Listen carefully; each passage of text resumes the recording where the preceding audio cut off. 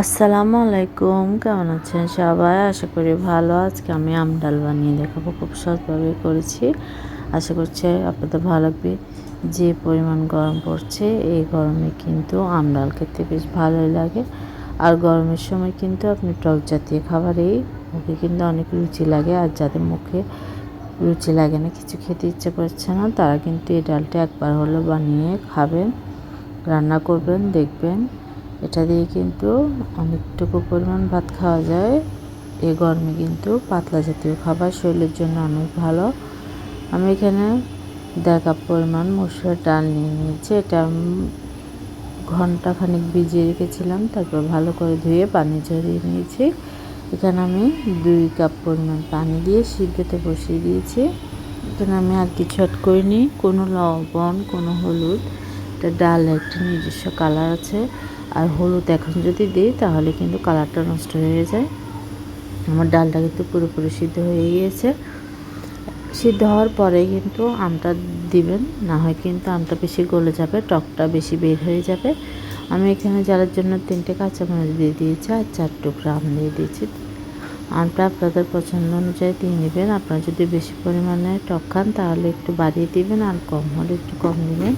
আমি সামান্য লবণ দিয়ে দিলাম, পরে কিন্তু আবার লবণটা আমি অ্যাড করব।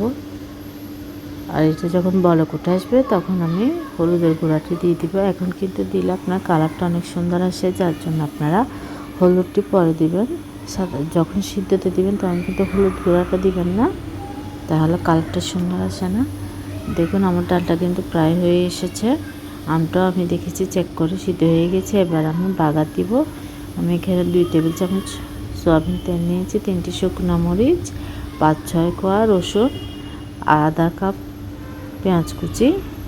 এগুলো প্রথমে আমি হালকা লাল করে ভেজে নেব। এরপরে কিন্তু আমি 5 ফোড়নটা অ্যাড করবো। এটা কিন্তু অবশ্যই দিতে হবে 5 ফোড়নটা, তাহলে কিন্তু অনেক সুন্দর একটি সুঘ্রাণ ফ্লেভার বের হবে।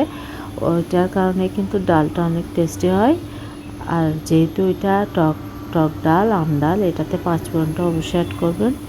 আর রসুনটা, এই দুটো জিনিস দিলে কিন্তু এটার আসল টেস্ট।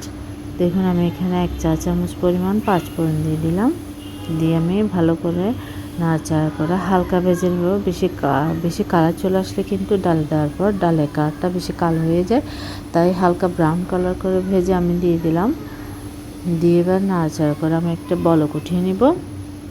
আর লাস্টে কিন্তু আমি লবণটা চেক করে নেব। আর আমি ডালটা কিন্তু বেশি পাতলা করছি না, আপনারা আপনাদের পছন্দ অনুযায়ী করে নেবেন। বেশি পাতলা করলে আপনারা একটু পানি অ্যাড করবেন, আর আপনারা ঘন ডাল খেতে চাইলে এভাবে রাখতে পারেন। দেখুন কতটা সুন্দর হয়েছে, লুকটা দেখে কিন্তু অনেক মারাত্মক লাগছে, তাই খেতেও কিন্তু অনেক মজা হয়েছে এই গরমে কিন্তু। আর এখন যেহেতু কাঁচা আমের সিজন, সামনে কিন্তু আর পাওয়া যাবে না। আপনারা অবশ্যই আমার রেসিপি ফলো করে একবার হলেও রান্না করবেন এই আম ডালটি।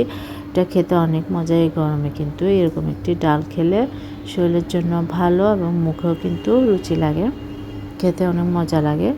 আর আমি এখানে লাস্টে বলক উঠে আসলে ধনেপাতা দিয়ে চুলাটির সাথে সাথে অফ করে দিব, না হয় কিন্তু ধনেপাতার কালারটি চেঞ্জ হয়ে যাবে, ভালো লাগবে না।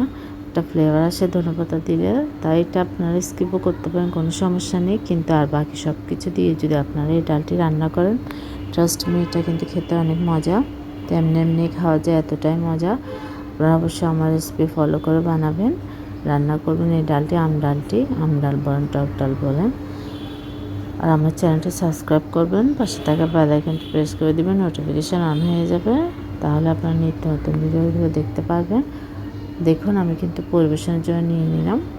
তো দেখতে কতটা ডিলিশিয়াস হয়েছে, খেতেও কিন্তু বেশ মজা হয়েছে। তাই অবশ্যই আপনারা বানাবেন এই আমের সিজনে। আপনারা কিন্তু আম ফ্রোজেন করে রাখতে পারেন। ফ্রোজেন করে রাখলে কিন্তু আপনারা সারা বছরও এই আম ডালটি রান্না করে খেতে পারেন, বা যখন খেতে ইচ্ছা করবে তখন আপনারা রান্না করতে পারেন। দেখুন আমার আমটি কিন্তু পুরোপুরি গলে যায়নি, তাহলে কিন্তু টকটা বের হয়ে যাবে।